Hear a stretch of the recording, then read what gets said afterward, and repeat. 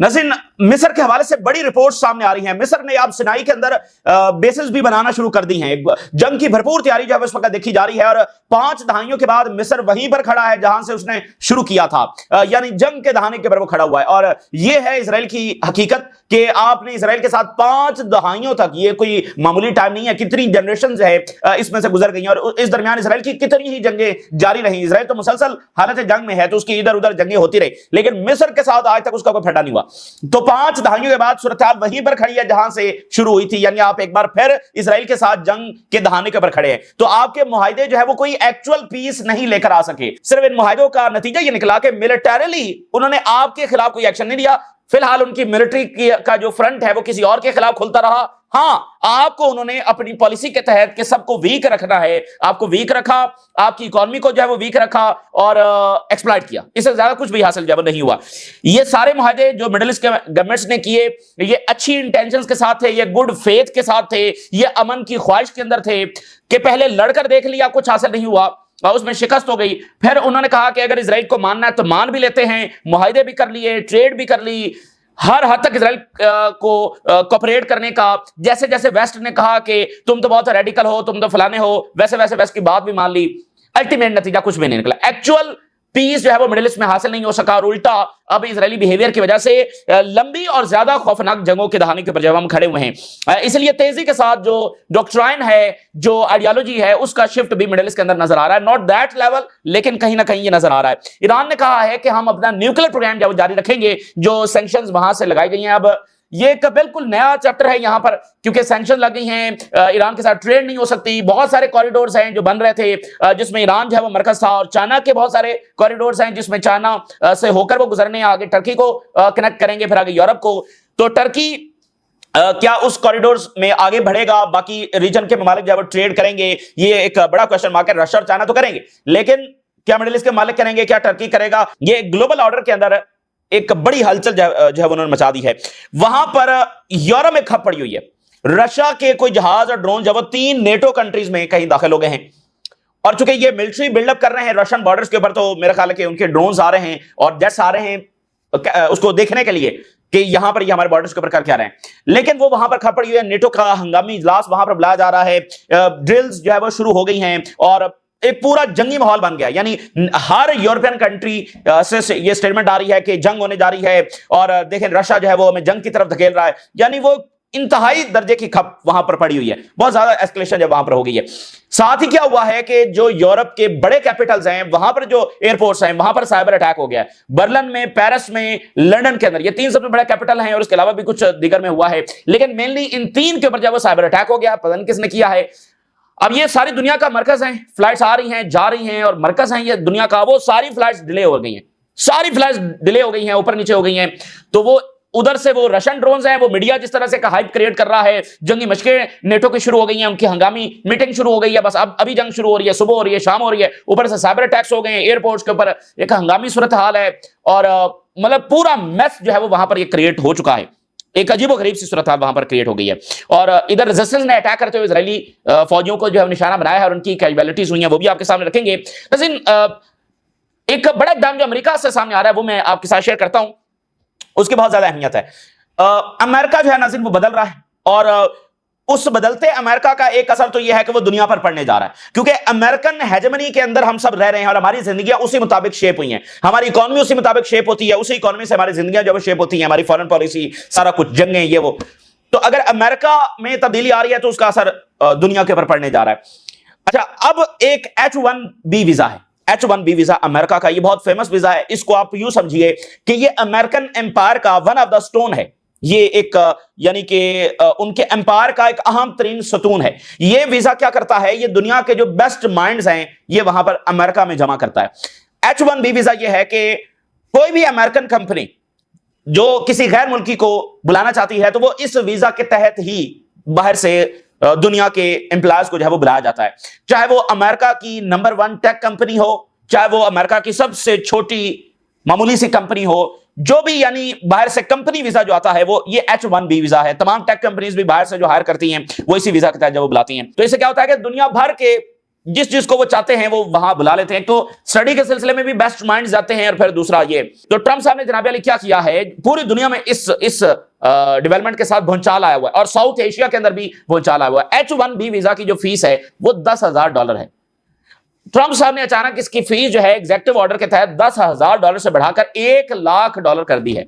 अब जनाब अली इसको पे कौन करेगा, इसको कौन पे करेगा? कोई, मतलब बहुत जो टॉप लेवल की कंपनीज हैं वो ही इसको अफोर्ड करेंगे। लेकिन अब जो है वो इतनी फीस के साथ वो 10 दफा सोचेंगे कि बाहर से बंदा बुलाना या नहीं, और छोटी कंपनी से इसको बिल्कुल अफोर्ड ही नहीं कर सकती। तो ये पूरे अमेरिका के अंदर भूचाल आ गया, और ना सिर्फ अमेरिका के अंदर आ गया, पूरी दुनिया के अंदर भूचाल आ गया, क्योंकि बड़ी तादाद में दुनिया से लोग, और साउथ एशिया हमारे हाथ से कितने लोग जो है अमेरिका में गए हुए हैं, इंडियंस कितनी बड़ी तादाद के अंदर वहां पर हैं, इसी वीजा के ऊपर हैं, मुख्तलिफ कंपनीज के अंदर जब जॉब्स कर रहे हैं। और आप देखेंगे इंडियंस है वो बड़ी बड़ी टेक कंपनीज के सीईओज हैं। सो अब ट्रंप ने ये क्यों किया है? ट्रंप ये कह रहा है उनको कि आप जो अमेरिकन हैं उनको जो है वो अपनी कंपनीज में जॉब्स दें, बाहर से आने वाले लोगों को नहीं, बाहर से लोगों को बुलाकर नहीं, अब अमेरिकन जो है उनको जॉब दें।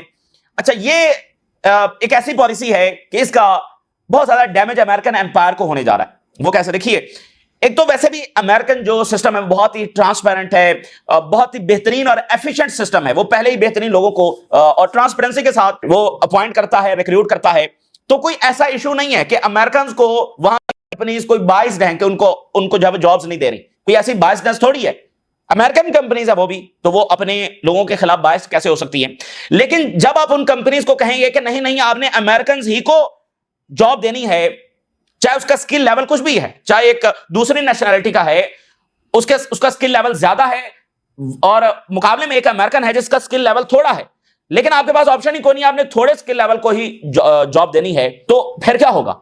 यह हर उस बड़े एम्पायर के साथ होता है। यानी जो अमेरिका की खासियत थी ना, वो ये मेरिट, देखिए मेरिट है ना खासियत, आप बेहतरीन लोगों को ही बेहतरीन पोस्ट के ऊपर लगाते हैं। जब आप इस तरह के बायस्ड हो जाते हैं तो थर्ड वर्ल्ड कंट्रीज में यही तो हो रहा है, जो काबिल हैं उनको उनकी जगह पर नहीं लगाया जा रहा, और जो नाहल हैं वो उनकी जगह के ऊपर बैठे हुए हैं। तो यही तो प्रॉब्लम है, यही तो एक सोसाइटी को, एक पावर को सबसे ज्यादा डैमेज करता है। इससे बड़ा और वाकया क्या हो सकती है, इससे बड़ी और चीज क्या हो सकती है? अच्छा, अब अमेरिकन भी बहुत काबिल हैं, बहुत समझदार हैं, बहुत ज़हीन हैं, सारा कुछ हैं, लेकिन इस वक्त अमेरिका की जो मैग्निफिसेंट 7 है, 7 बड़ी जो कंपनीज हैं जो अमेरिका की सबसे बड़ी कंपनीज कहलाती है, उनमें से 3 से 4 वो हैं जो बाहर से आए लोगों ने बनाई हैं। एनवीडिया बाहर से, इलोन मस्क बाहर से आया हुआ है, तो ये वो बड़ी कंपनीज है जो बाहर से आए हुए लोगों ने बनाई हुई हैं। तो ये दुनिया के बेस्ट माइंड्स ने अपना हिस्सा डाला है अमेरिका की तरक्की के अंदर, और अमेरिका ने भी उनको बहुत कुछ दिया है। तो ये एक आप कह लें कि कोलैबोरेशन थी, दुनिया के बेहतरीन माइंड्स और अमेरिकन मेरिट, ये जब मिले तो फिर एक बड़ा एम्पायर जब दुनिया में वजूद में आया, और एक सुप्रीमेसी और टेक्नोलॉजी में और तरक्की और सारा कुछ हुआ। इसमें जब आप ये निकाल देंगे, और आप देखें फ्रांस ऑफर कर रहा है, चाइना ऑफर कर रहा है हमारी तरफ आ जाए, ठीक है ना? तो इसलिए ये एक बड़ा वाकया है, इसलिए इसको हम तफसील में डिस्कस कर रहे हैं। कितने ज्यादा लोग यहां से गए हुए हैं, तो एक तो वो अब वीजा उनको मिल नहीं सकेगा, इस तरह से बुलाया नहीं जा सकेगा, यानी डायरेक्टली मुतासर होने जा रहे हैं। और ओवरऑल जब एम्पायर का डिक्लाइन होगा तो उससे दुनिया में क्या तब्दीली आएगी? जाहिर है कि जो कुछ मिडिल ईस्ट में हो रहा है वो भी अमेरिकन एम्पायर के सर पर ही हो रहा है। अब इसके साथ ट्रंप ने एक और काम किया है कि ट्रंप ने जो कहा था कि मैं गोल्ड कार्ड जब जारी करूंगा, तो उसने जारी कर दिया है, एग्जीक्यूटिव ऑर्डर साइन किया है। रेजिडेंसी के लिए गोल्ड कार्ड है, और इसकी जो प्राइस है वो $1 मिलियन है। उधर से चूंकि वो इमिग्रेशन को रोक रहे हैं, अब इस वीजे के ऊपर पाबंदी लगा दी है, और यानी वो माहौल क्रिएट कर रहे हैं कि ये वाला कार्ड जो खरीदा जाए। अब ये दुनिया में पैसा तो बहुत है, लेकिन क्या लोग ये खरीदेंगे? इस पर अमेरिका में डिबेट जारी है, लेकिन ये अब जारी हो चुका है। $1 मिलियन पे करें और अमेरिका में रेजिडेंसी जब हासिल करें। ये जनाब अली नया अमेरिका है। और जाहिर है उधर भी बड़े थिंक टैंक्स बैठे हैं, बड़े पॉलिसी मेकर्स बैठे हैं ट्रंप के पीछे, जो ये सारे फैसले कर रहे हैं, लेकिन वहीं पर ही तनकीद हो रही है कि ये अमेरिका को बहुत ज्यादा, देखिए इलोन मस्क भी इस तरह से बाहर से लोगों को मुकम्मल कट ऑफ करने के खिलाफ थे, क्योंकि खुद उनकी कंपनी में फॉरेनर्स बैठे हुए हैं, तो वो खुद एक बाहर से आए हुए हैं। तो ये एक सोसाइटी के लिए सबसे डैमेजिंग चीज है। तो ये अमेरिकन एम्पायर का डिक्लाइन जो है वो मुख्तलिफ डायमेंशंस में हम देख रहे हैं। फलस्तीनी रेजिस्टेंस ने 46 के करीब जो है वो इमेजेस जारी कर दी हैं, और ये इजरायली कैप्टिव्स हैं जो डेड और अलाइव इस वक्त रेजिस्टेंस के पास हैं। तो उन्होंने ये इमेजेस जारी की हैं, इनको फेयरवेल इमेज करार दिया है कि चूंकि गजा सिटी में जो अग्रेशन शुरू हुआ है उसके बाद कोई भी बचने वाला नहीं है। Al Qassam release captives farewell photo amid Gaza city operation. Netanyahu और आर्मी चीफ जमीर की वजह से जो ये सारा मामला हो रहा है, a farewell picture as the operation in Gaza began, कि आखिरी मर्तबा इन सबको देख लो, क्योंकि इजरायली बमबारी में ये बचने वाले नहीं है। तो इसमें उन्होंने सीरियल नंबर्स के साथ इन सब की फोटोज जारी की हैं। तो ये एक बड़ा वाकया, यानी कि उन्होंने कहा ये फेयरवेल फोटो है और इस अटैक में ये सर्वाइव नहीं करेंगे, और अगर नहीं करेंगे तो फिर बड़ी मुश्किल से हमास ने इनको बचा के रखा हुआ है। अगर मुज़ाकरात होने हैं तो इसी बुनियाद पर होने हैं, अगर ये सर्वाइव नहीं करेंगे तो फिर क्या होगा। और नेतन्याहू तो पहले दिन से ये चाहता है। अच्छा जी, उधर से रेजिस्टेंस ने अटैक्स किए हैं और नॉर्दर्न गाजा में जहां पर इनकी फौजी हैं उनको निशाना बनाया है। स्नाइपर्स ने जब अटैक किए हैं और evacuation of number of injured personal from the ranks of Israeli army from the Gaza strip via military helicopters. तो मुख्तलिफ हेलीकॉप्टर से मुख्तलिफ हॉस्पिटल्स में फौजी जो ट्रांसफर किए गए। सो वहां पर लड़ाई जारी है, उसके नंबर्स वक्तन फक्तन जब आते रहेंगे।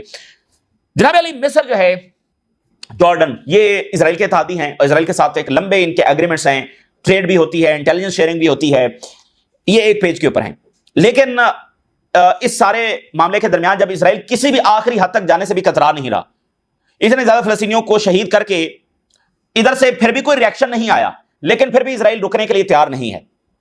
तो इसलिए अब इन मुल्कों को लग रहा है, खासकर कतर पर अटैक के बाद, कि ये जंग जो है वो अब नागुज़ीर है। तो जनाब अली, अब वो वहां पर तैयारी कर रहे हैं। अब खबर यह है कि नेतन्याहू ने अमेरिका को कहा है कि वो मिस्र को रोके और अपनी फौज सिनाई से निकाले। अब ये इजराइल का तरीकाकार है, यानी सबको प्रवोक करो, सबको खतरे में डाल दो, अगर वो आगे से जवाब दें या जवाब देने की तैयारी करें तो अमेरिका को ले आओ। तो अब ये मिस्र कोई अमेरिका जो मर्जी प्रेशराइज कर ले, मिस्र रुकने वाला नहीं है। देखें, इतना बड़ा वाकया उनके बॉर्डर्स पर हो रहा है जो सदियों तक इस पर मलामत होती रहेगी कि ये यहां पर क्या हुआ, सदियों तक ये भुलाया नहीं जा सकेगा। और मुझे तो लगता है कि till the end of time ये भुलाया नहीं जा सकेगा। तो इस सब के ऊपर मिस्र खामोश बैठा हुआ है, जॉर्डन खामोश है, मिडिल ईस्ट खामोश है। इससे ज्यादा और अमेरिका क्या प्रेशर डाले और इससे ज्यादा ये मुल्क कितना प्रेशर बर्दाश्त करें, अफोर्ड करें। भाई खामोश ही बैठे हुए ना, कुछ भी नहीं कर रहे, इजराइल जो मर्जी करता चला जा। दोहा पर अटैक हुआ, क्या कर लिया इन मुल्कों ने। अगर इजराइल की जगह अमेरिका अटैक कर सकता है तो दोहा के जवाब में कोई और इत्तेहादी मुल्क उसकी जगह पर हमला क्यों नहीं कर सकता कि मेरे इत्तेहादी मुल्क के पर अटैक हुआ है।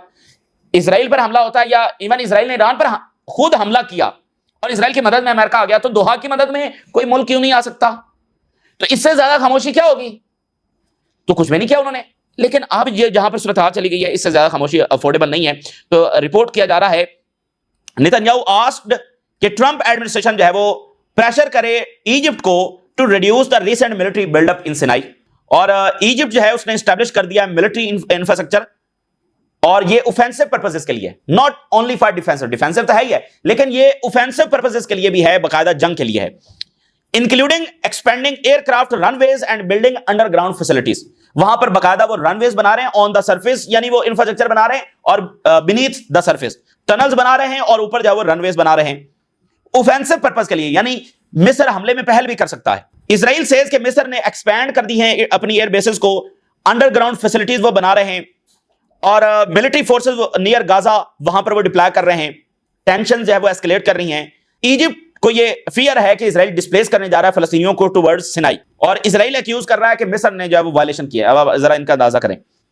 Failure of the direct negotiations, Israel ने अमेरिका को कहा है कि वो मिस्र को जो है वो प्रेशराइज करे, और मिस्र इस पर प्रेशराइज होने वाला नहीं है। तो ये काफी खराब सूरत हाल है। अच्छा जी, ईरान के ऊपर सैंक्शन है। ईरान के सदर का जो पहला कमेंट आया है, उन्होंने कहा कि हमारे ऊपर सैंक्शन लगाकर हमारे रास्ते को रोका नहीं जा सकता है, हमारी डायरेक्शन को रोका नहीं जा सकता है, हम आगे बढ़ेंगे। दूसरा उन्होंने कहा कि हमारा जो न्यूक्लियर प्रोग्राम है will not be affected by it's military targeting. तो पाकिस्तान और जो सऊदी अरेबिया का एग्रीमेंट हुआ है, देखेंगे बाद में इसमें क्या क्या चीजें मजीद सामने आती है, पसे पर्दा क्या हो रहा था। इस मुआहदे से एक दिन पहले ईरानियन ऑफिशियल सऊदी अरेबिया में थे, तो जाहिर है कि उनसे डिस्कस हुआ होगा, मुमकिन है ना हुआ हो। लेकिन देखें, माजी में जब सऊदी अरेबिया कहता था कि भाई खलीजी रियासतें ये कहते थे कि ईरान से हमें न्यूक्लियर थ्रेट है, तो अब मिडिल ईस्ट में एक और न्यूक्लियर पावर का, यानी सऊदी अरेबिया समझ ले कि न्यूक्लियर पावर बन चुका है, ठीक है ना, सऊदी अरेबिया का न्यूक्लियर पावर बन चुका है इस मुआहदे के साथ। तो अब वो ईरान को कैसे रोक सकता है कि वो ना बनाए। और जब कोई सिक्योरिटी गारंटीज जब वो मैटर नहीं कर रही हैं, दोहा पर हमला हो चुका है, सारा कुछ हो रहा है, और अब सऊदी अरेबिया भी एक न्यूक्लियर एग्रीमेंट कर चुका है, तो ईरान को जो है वो, और ईरान के ऊपर फिर सैंक्शन लगी हैं, तो जाहिर है कि उनको न्यूक्लियर ही उनके पास इकलौता ऑप्शन है। अब ईरान की जो जंग जारी रही 12 दिनों तक, उसकी एक बड़ी दिलचस्प रिपोर्ट सामने आई है। ये इजरायली चैनल 13 है, उसने जारी की है कि जंग के चौथे दिन ही जो इजरायली सिक्योरिटी चीफ्स हैं, उन्होंने कहना शुरू कर दिया था कि इसको बंद करो। On the 4th day, only 4th day, 40 साल इन्होंने तैयारी की और चौथे दिन की बस हो गई। वो शॉक्ड थे कि ईरान जो है वो किस तरह मुसलसल काउंटर अटैक जो है वो करता चला जा रहा है, और पॉलिटिकल लेवल के ऊपर नेतन्याहू नहीं चाहता था, लेकिन फिर उसकी भी बस हो गई और इमीडिएटली फिर अमेरिका को कहा गया कि वो ज्वाइन करे। तो एक हमला किया अमेरिका ने, और उसके बाद फिर जो है ना एक फेस सेविंग देकर, और देखना उस वक्त ट्रंप क्या कह रहा था, मैं इजरायली जहाजों को कह रहा हूं वापस मुड़ आओ, हमला ना करना, ये वो एक हाइप क्रिएट जब की जा रही थी। तो बहरहाल अब ये रिपोर्ट आई है कि चौथे दिन इनकी बस हो गई थी। मैक्रोन और जो एमबीएस है उनकी कॉल हुई है, और मैक्रोन ने ये कहा है कि जो वहां पर न्यूयॉर्क डिक्लेरेशन जिसमें 142 कंट्रीज ने रिकॉग्नाइज किया, ये टर्निंग पॉइंट है टुवर्ड्स पैलेस्टीनियन स्टेट। तो ज्वाइंटली जो है वो चेयर करेंगे, और इधर से जो सऊदी अरेबिया के फॉरेन मिनिस्टर हैं वो बड़े मिशन के ऊपर यूनाइटेड नेशन के लिए रवाना हो चुके हैं। न्यूयॉर्क जब वो रवाना हो चुके हैं सऊदी अरेबिया के फॉरेन मिनिस्टर, वैसे तो ये हेड ऑफ द गवर्नमेंट जब वो शरीक होंगे, तो एमबीएस उसमें शरीक नहीं हो रहे, फॉरेन मिनिस्टर जब वो शरीक होंगे, लेकिन एक बड़ी जिम्मेदारी के साथ वो यहां से रवाना हो चुके हैं। फ्रांस और सऊदी अरेबिया दोनों इसको जब वो को चेयर करने जा रहे हैं। अब मसला यह है कि क्रिटिसिज्म इस बात के ऊपर हो रहा है कि यूरोपियंस कोई ऐसा सॉलिड इकदाम नहीं उठा रहे हैं, और साथ ही मिडिल ईस्ट की गवर्नमेंट्स कोई ऐसा सॉलिड इकदाम नहीं उठा रहे हैं जिससे फौरी गजा में पहले जंगबंदी हो। फलस्तीनियों को इस वक्त रिकॉग्निशन की जरूरत नहीं है, उनको खाने की जरूरत है और सीज फायर की जरूरत है, वो नहीं हो रहा। ये बुनियादी क्रिटिसिज्म है। European leader criticise for lack of action against Israel, और global outcry as US veto blocks United Nation Security Council Gaza ceasefire resolution, कि वो वहां पर पूरी दुनिया में उसको कंडेम किया जा रहा है कि ये जो वीटो हुआ है। और ट्रंप जो है वो कांग्रेस को कह रहा है कि $6 बिलियन जो है वो दिए जाएं। तो अब ये यानी ट्रंप तो कह रहा था भाई किसी को पैसा नहीं देंगे, अब वो इजराइल को देने जा रहे हैं, तो अमेरिका फर्स्ट की जो वहां पर सेंटिमेंट है वो और ज्यादा खुलकर सामने आएगा। उधर जनाब पोलैंड में, इस्टोनिया में और एक और जगह पर वो रशियन ड्रोन्स और फाइटर जेट्स कहीं दाखिल हुए हैं। तो अब वो नेटो ने इमरजेंसी मीटिंग बुला ली है, और पोलिस सिक्योरिटी क्लेम्स के रशियन जेट्स उनके ऑयल प्लेटफॉर्म के ऊपर जो बाल्टिक में है वहां के ऊपर जो फ्लू किए हैं। तो यानी एक पूरा माहौल बना हुआ है, और वो कह रहे हैं कि हमने जंगी मशकें यहां पर शुरू कर दी हैं, और देखें रशिया जो है हमेशा से कहते थे ये खतरा है, तो देखें ये हमला करने जा रहा है। ये मतलब वो एक पूरा वहां पर एक ऐसा माहौल बना हुआ है कि जैसे सुबह शाम दोपहर ये आलमी जंग जो है शुरू होने जा रही है, ये माहौल वहां पर बना हुआ है। लेकिन इसमें बड़ी दिलचस्प बात है, इजराइल ने रशिया के खिलाफ बयान जारी किया, we are concerned about the Russian aircraft violating Estonia airspace. ये इजराइल ने रशिया के खिलाफ स्टेटमेंट जारी की है, ये बात इंटरेस्टिंग है। इसके साथ जनाब वहां पर साइबर अटैक हो गया। Cyber attack disrupt flights at Heathrow, Brussels, Berlin और पेरिस के अंदर, ठीक है ना, तो बेल्जियम के अंदर ये सारा हुआ है, और बोर्डिंग डिसरप्ट हो गई है, operations in European airports disrupt हो गए हैं, वाइड स्प्रेड डिलेज है और कैंसिलेशंस हो रही हैं। तो ये पूरा अजीब सा माहौल बना हुआ है। उधर ये कि रशिया आ रहा है, अटैक कर रहा है, ये कर रहा है, उधर से साइबर अटैक्स। अब देखना फ्लाइट्स आपकी कैंसिल हो जाएं और बड़े एयरपोर्ट्स के ऊपर सबकी हो जाएं, क्या माहौल बनता होगा, कितना रश होता है, कितने बिजी ये एयरपोर्ट्स हैं, फिर एक फ्लाइट जा रही है, आ रही है, आगे कनेक्टेड फ्लाइट्स हैं, बिजनेसेस हैं, मामलात हैं, वो सब कुछ कैंसिल हो गया। और यूरोपियन मुल्कों में तो एक पूरी हैजानी सूरत हाल वहां पर बनी हुई है। ये इस वक्त की ताज़ा सूरत हाल जो आपके साथ शेयर किया आपने। अल्लाह हाफ़िज़।